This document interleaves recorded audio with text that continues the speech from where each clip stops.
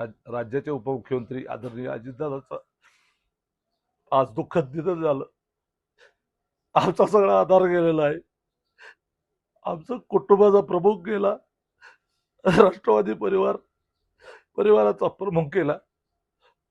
अचानक असा इतका महाराष्ट्रामध्ये जीव तोड काम करणारा नेता, पहाटे 4 वाजता उठून सगळ्या समाजाकरता दिवस रात्र काम करणारा नेता अशा पद्धतीनं जाईल असं स्वप्नात सुद्धा वाटलं नव्हतं. हे घडलं.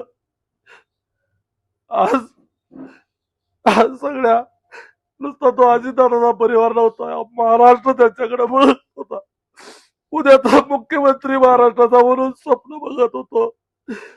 अचानक आज अजितदादा आज ही धक्कादायक बातमी आली. अक्षरशः सगळं कोसळल्यासारखं झालंय. सगळं याच्यातून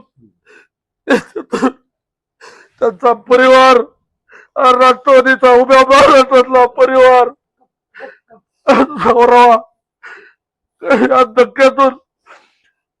या धक्क्यातून सगळ्या कार्यकर्त्यांनी, महाराष्ट्रातील अजितदादावर प्रेम करणाऱ्या सगळ्यांनी सावरलं पाहिजे.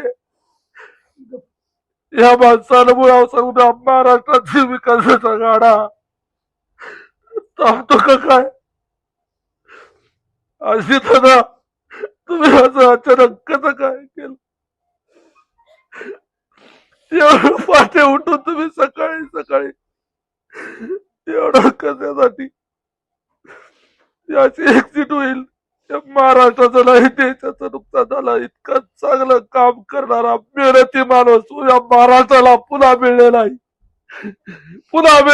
या महाराष्ट्रामध्ये पुन्हा असा नेता होलेला नाही.